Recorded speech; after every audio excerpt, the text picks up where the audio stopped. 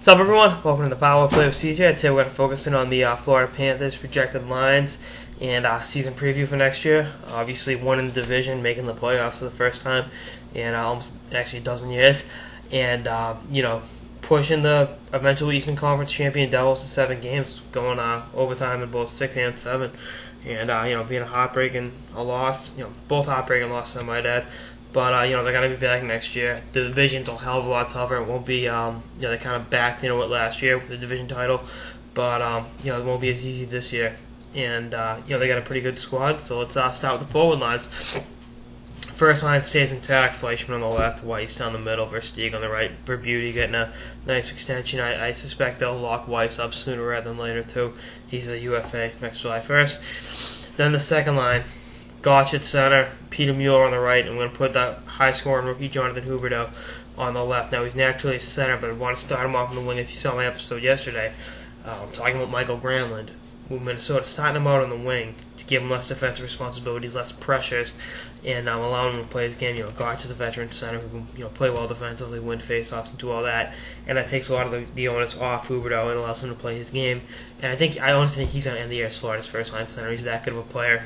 I picked him to win the Calder next year. I think 65 points isn't out of the question. I think his game is suited for the NHL despite playing, in a kind of a wide-open Q system. St. John's got a great track record. The St. John Sea Dogs got a great track record sending guys to the pros the last couple of years. I think Huberdeau will be the next in line. And he led Florida in scoring last year at 18 in the preseason. And I got sent back to juniors, lost the Memorial Cup finals. Played well in the World Juniors despite not bringing home the gold, but he's definitely Florida's X factor.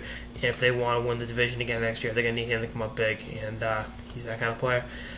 Third line, Scotty Upshaw on the left, Sean Mathias, who I think will have a pretty good year next year and really come into his own as a top 9 power center in the league. On his team, win faceoffs, block shots, play with tenacity, and make life miserable for opponents.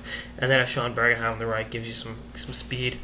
And I want to talk one more thing on the second line. I think Mueller, if he can stay healthy, he's on the right sector. I think that second line could end the year as the first line if Huberdeau plays to the level he's capable of, and Mueller stays healthy and plays to the level he is capable of. And then your fourth line, Thomas Kopecky, former Cup champ with Chicago, Mr. Predator, Jared Smithson down the middle, and newly acquired George Parros on the right with Mike Santorelli and Jack Skilly working their way into the lineup. I think Parros will play more than people are giving him credit for. I think he's the one bona fide tough guy in that team, and he will make life miserable for opponents, as he always has.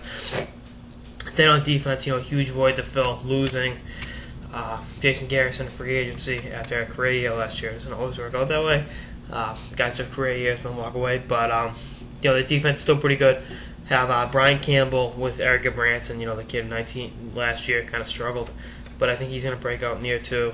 He's got a huge shot, much like Garrison. Needs to refine a little bit. And who better to play with than the Dishmaster General, Brian Campbell. Second pairing, Philippe Kuba, newly acquired former Ottawa Senator, and Dmitry Kulikov. I think Kulikov will be signed soon to a long-term deal. And Kulikov's another guy that can break out. And then third pairing, Jovanovski, Jovokop, and Keaton Ellaby, who they just signed to a 1-year deal, retaining services as a Florida Panther, with Weaver and Strachan getting in the mix. And then between the pipes, Jose Theodore and Scott Clemenson, even though I think by the end of the year, Jacob Markstrom will be the number 1 goalie. I've talked about him ad nauseum.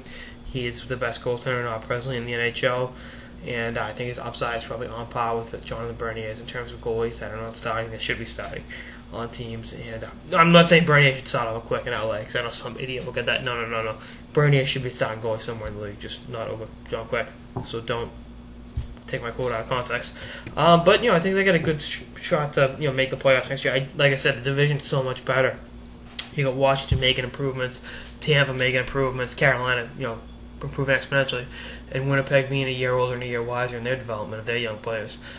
It's going to be a tall order to repeat as division champions, but it's going to be a fun team to watch because a lot of guys in here are just going to hustle. Guys are going to chip it in, get a cycle going, and they can maintain puck possession on a night in, night out basis.